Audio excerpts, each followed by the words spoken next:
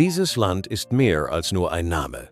Es ist eine Erinnerung, eine Wunde und ein Wunder an sich. Die meisten Menschen, die davon hören, stellen sich sofort die gepflasterten Plätze von Krakau vor. Aber es ist kein so einfacher Ort. Hier ist Polen. Es wurde dreimal vollständig von der Landkarte getilgt. In den Kriegen blieb kein Stein auf dem anderen. Doch heute steht es wie ein Wunder mitten im Herzen Europas.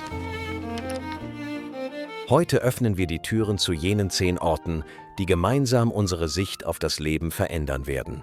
Auch wenn Polen im Dreieck zwischen Deutschland, der Ukraine und Russland eingeklemmt zu sein scheint, liegt es mit einer Fläche von 312.000 Quadratkilometern und 38 Millionen Einwohnern mitten im Herzen Mitteleuropas. Dieses Land bezieht seine Bedeutung aus seiner Geschichte. Obwohl es 1795, 1918 und 1945 vollständig von der Landkarte verschwunden war, gelang es ihm, aus der Asche wieder aufzuerstehen. Wenn ihr bereit seid, beginne ich unsere Reise durch Polen. Wie immer fange ich mit Platz 10 an. 10. Zamość. Wenn man an Polen denkt, fallen einem vielleicht viele Orte ein, wie das gotische Stadtbild von Danzig oder die königliche Pracht von Krakau, aber dieser Ort kommt einem nicht in den Sinn. Zamość liegt im Südosten und ist eine Stadt, die aussieht, als wäre die Zeit im Jahr 1580 stehen geblieben. Gegen Ende des 16. Jahrhunderts beauftragte der damalige polnische Ministerpräsident Jan Zamoyski den italienischen Architekten Bernardo Moranda mit dem Bau einer makellosen Stadt. Moranda erfüllte seinen Auftrag und entwarf einen perfekten Stadtplan mit symmetrischen Straßen und harmonischen Proportionen. Der Stadtplan blieb über Jahrhunderte hinweg unverändert erhalten. Aus diesen Gründen trägt Zamość bis heute den Titel der reinsten Renaissance-Stadt Europas. Das Rathaus mit seinem eleganten Turm in der Mitte des Stadtplatzes versetzt uns zurück ins 16. Jahrhundert. Einst lebten in dieser Stadt Juden, Armenier und Roma Seite an Seite. Diese Vielfalt ist bis heute in den Straßen, an den Ecken, an den alten Mauern und auf den in verschiedenen Sprachen beschrifteten Grabsteinen spürbar. Zamoyski sagte einmal: „Ich habe eine Stadt erbaut, aber es ist schwieriger, die Menschen zu formen, die darin leben werden." Dieser Satz ist ein Beweis dafür, wie geordnet und wie vielfältig Zamość ist. Reisende, die Zamość nicht besucht haben, haben das Geheimnis Polens nicht verstanden. Doch unser größtes Geheimnis steht uns erst noch bevor. Als nächstes machen wir uns auf den Weg zu einem der unbekanntesten, faszinierendsten und schönsten Naturwunder Polens. Nur sehr wenige Menschen kennen diesen Ort. Hast du schon einmal von dem nächsten Ort gehört? Das interessiert mich sehr. 9. Der Białowieża Urwald. An der Grenze zu Weißrussland, im Nordosten Polens, erwartet uns eine ganz andere Welt. Die Bäume hier sind alle mehrere hundert Jahre alt. Der Mensch hat diesen Wald nie berührt. Das heißt, diese Bäume wurden nie gefällt und nie beschnitten. Białowieża ist der letzte echte Urwald in einer Tiefebene Europas. Obwohl solche Wälder, die einst den größten Teil des Kontinents bedeckten, im Laufe der Zeit durch das Bevölkerungswachstum und die Ausbreitung der Besiedlung zerstört wurden, ist Białowieża hier so geblieben wie am ersten Tag. Wenn man durch den Wald spaziert, sieht man, wie abgestorbene Bäume in aller Ruhe auf dem Boden verrotten und so den Boden für neues Leben bereiten. Das ist keineswegs ein chaotischer Zustand, sondern ganz im Gegenteil die natürliche Ordnung der Natur. Die Äste einiger Eichen sind so breit, dass Dutzende von Menschen in ihrem Schatten Schutz finden können. Diese Bäume sind bereits über 600 Jahre alt. Und wenn der Name dieses Waldes fällt, kommt einem sofort ein Tier in den Sinn. Dieses Tier ist untrennbar mit diesem Wald verbunden. Es handelt sich um den Bison, Europas größtes Landsäugetier. Diese Tiere, die im 20. Jahrhundert vom Aussterben bedroht waren, konnten durch intensive Bemühungen wieder gerettet werden. Hunderte von Bisons mit einem Gewicht von bis zu 900 Kilogramm streifen frei durch diesen Wald. In den frühen Morgenstunden bieten die Bisonherden, die schwerfällig hinter dem Nebel vorbeiziehen, mit ihren riesigen Silhouetten ein wahres visuelles Spektakel. Ist dir da auch die Frage in den Sinn gekommen, war das wahre Europa?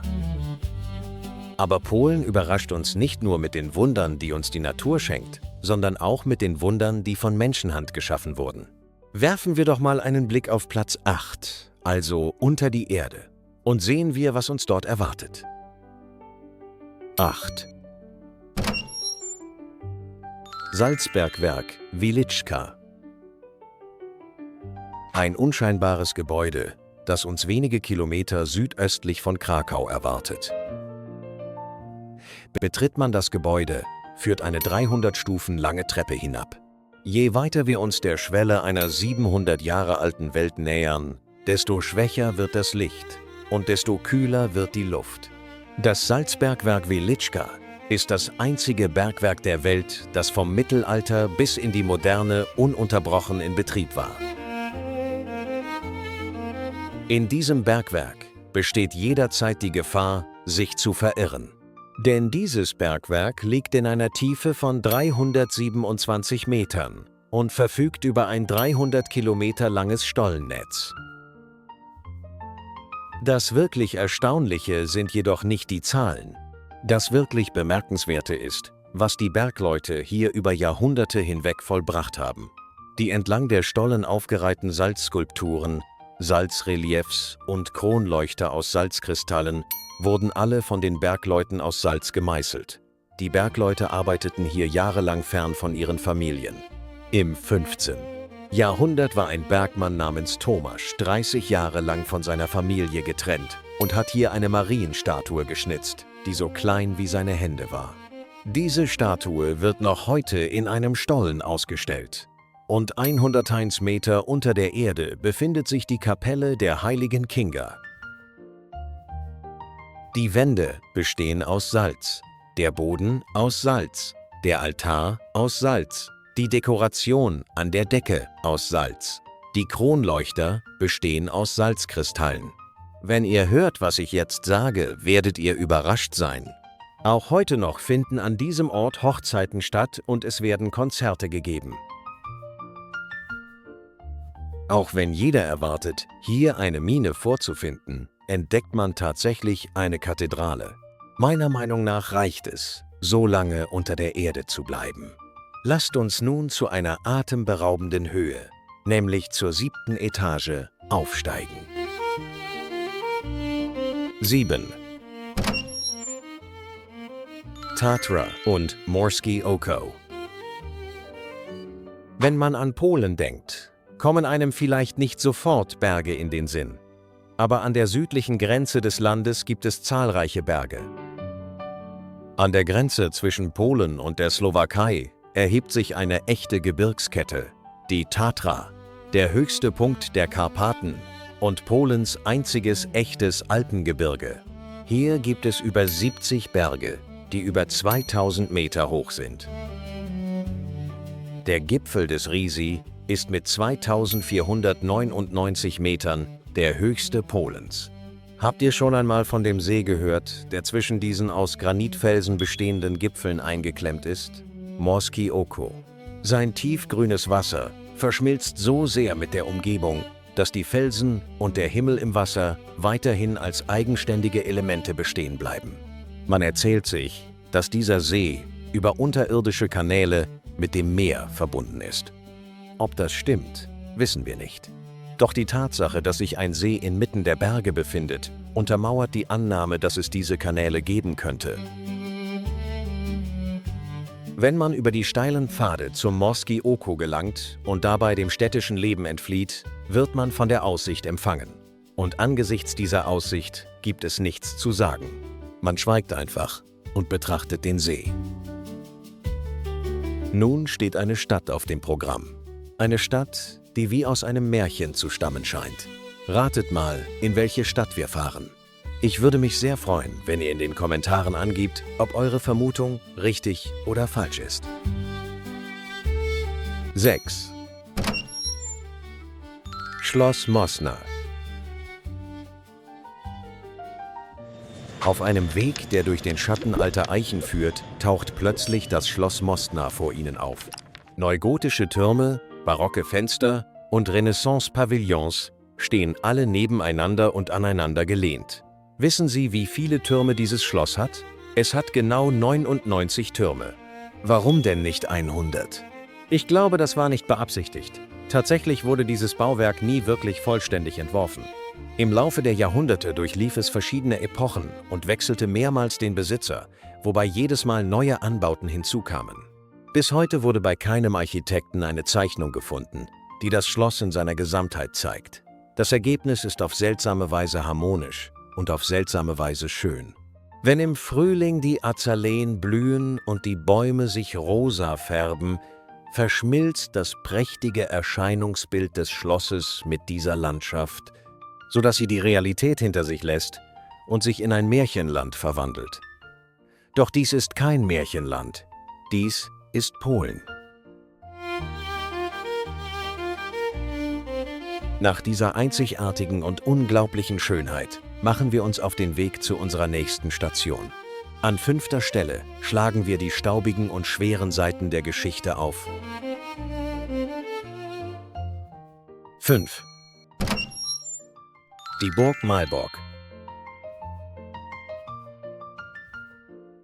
Dieser faszinierende Ort am Ufer des Flusses Nogat ist eine aus roten Ziegeln erbaute Burg, die bei Sonnenuntergang wie ein Feuer leuchtet. Die Burg Malbork, die als das größte Backsteingebäude der Welt gilt, ist größer als mehrere Fußballfelder und besteht aus 3 ineinander verschachtelten Burgen, zwischen denen sich große Innenhöfe befinden. Die deutschen Ritter errichteten diese Burg nicht nur als Festung, sondern als vollwertigen Staat. Innerhalb dieser roten Backsteinmauern befanden sich zahlreiche Einrichtungen des Staatsapparats. Verwaltungszentrum, Militärstützpunkt, Wirtschaftszentrum und religiöses Zentrum waren hier unter einem Dach vereint. Natürlich war der Bau dieser Burg kein einfaches Unterfangen. Die im 13. Jahrhundert begonnenen Bauarbeiten dauerten Jahrhunderte. Großmeister Heinrich von Plauen zog sich nach der Niederlage gegen die polnischen Truppen in der Schlacht von Grunwald im Jahr 1410 Zoll die Burg zurück. Wenn man heute im großen Innenhof von Malbork steht und die Umgebung betrachtet, sieht man in alle Richtungen die gewaltigen Festungsmauern und begreift, wie schwer die Last der Geschichte ist. Wenn Sie sich nun fragen, warum dieses Bauwerk auf der UNESCO-Liste steht, Sie werden es verstehen, wenn sich die Farbe der Ziegel im Fluss spiegelt und sich in der Sonne von Rot zu Gold wandelt. An 4. Stelle erwartet uns nicht nur Architektur, sondern auch einer der schwersten und schmerzhaftesten Wendepunkte der Geschichte. Ich bin mir sicher, dass Sie diesen Ort nie wieder vergessen werden, sobald Sie davon gehört haben. 4. Auschwitz-Birkenau.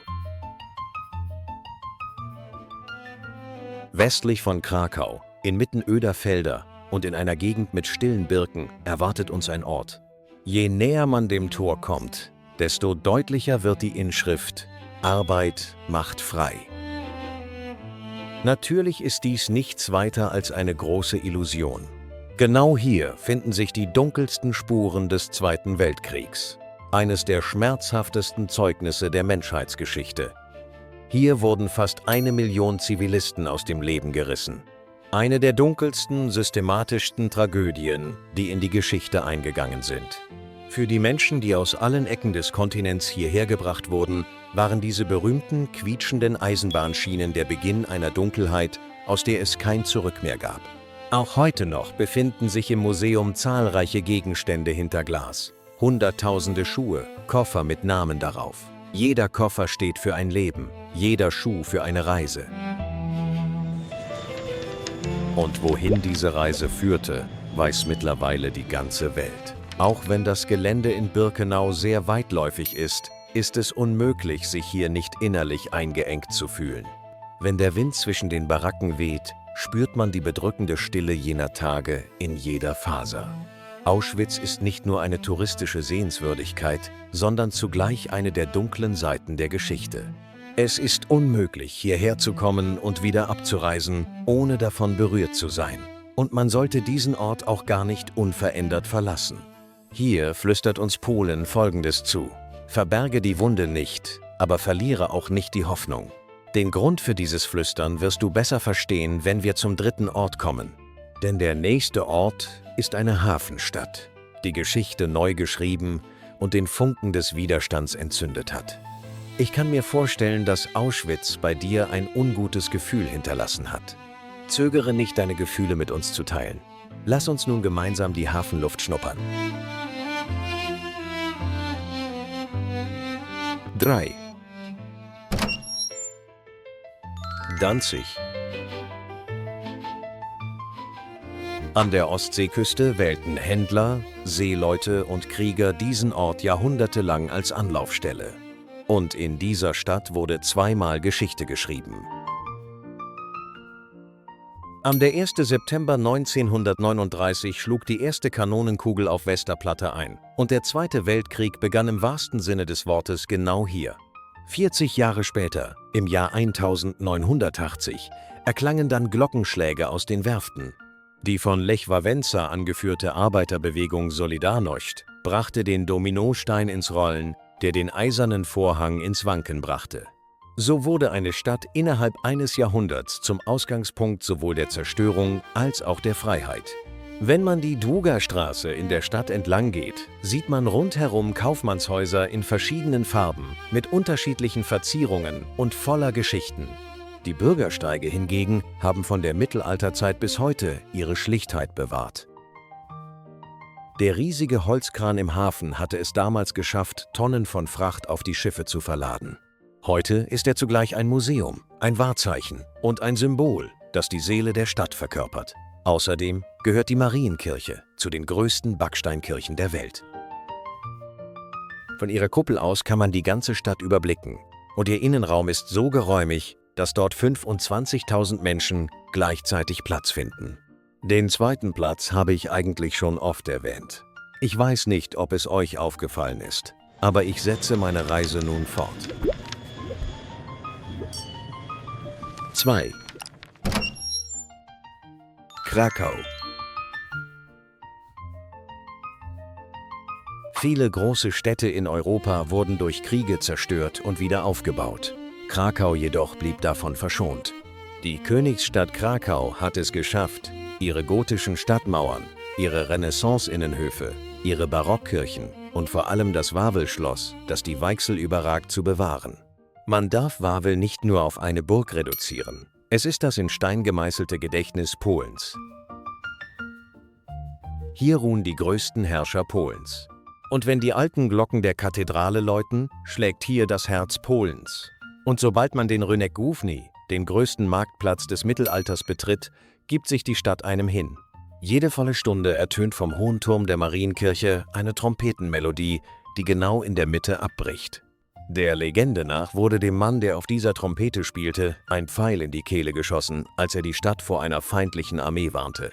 Und in diesem Moment entstand eine jahrhundertelange Stille. Doch nun hallt dieser Klang wieder in der Marienkirche wider.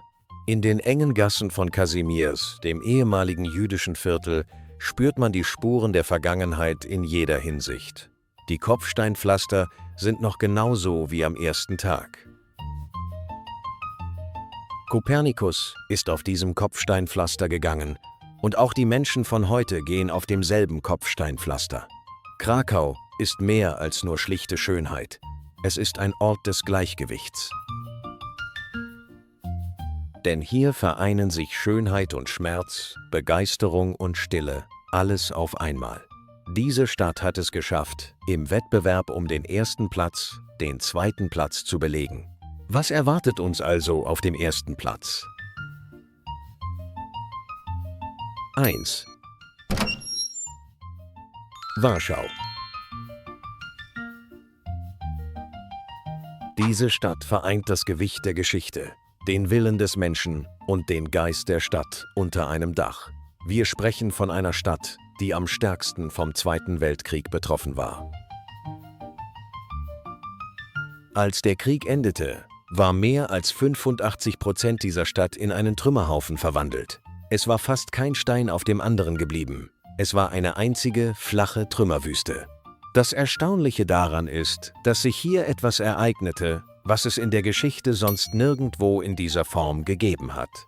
Die Warschauer schauten sich alte Bilder und Fotos an und entwarfen und bauten die Stadt unter der Leitung des Architekten Jan Zachwatowicz neu auf. Die Altstadt, die du heute besichtigst, der heute noch stehende Königspalast und die Meerjungfrauenstatue, die heute vom Turm herabblickt. All das ist ein Werk dieses Widerstands. In einer Weise, die in der Geschichte ihresgleichen sucht, wurde die Stadt als Erbe der Menschheit, das auf Erinnerung und Entschlossenheit beruht, in die UNESCO-Liste aufgenommen. Warschau ist nicht nur ein Abbild der Vergangenheit. Der Kulturpalast ragt mit seinen 231 Metern Höhe als stolzes Betonbauwerk des sowjetischen Erbes zwischen den Glastürmen der Gegenwart empor. Die Promenaden entlang der Weichsel sind voller junger Leute, Radfahrer und Musiker. Im Wasienki-Park schimmert der Palast auf dem Wasser im Tageslicht, das durch die Bäume fällt. Die Stadt schläft fast nie, denn wenn die Nacht hereinbricht, erhellen Lichter, die auf der Oberfläche des Flusses tanzen, die Umgebung. Warschau ist sowohl zerstört als auch wiederbelebt. Es erinnert sich und lebt zugleich. Warschau ist genau die Stadt, die den Geist Polens am besten verkörpert. Heute haben wir gemeinsam 10 unglaubliche Orte erkundet. Wir sind am Ende einer Reise angelangt, die von den Bergen bis in den Untergrund, vom Krieg bis zum Widerstand reichte.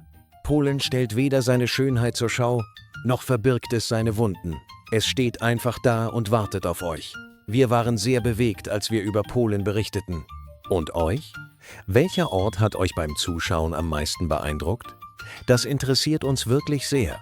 Vergesst nicht, es uns in den Kommentaren mitzuteilen. Liked das Video und abonniert unseren Kanal, damit ihr die Fortsetzung dieser Videos nicht verpasst. Wir sehen uns im nächsten Video. Viel Spaß beim Anschauen.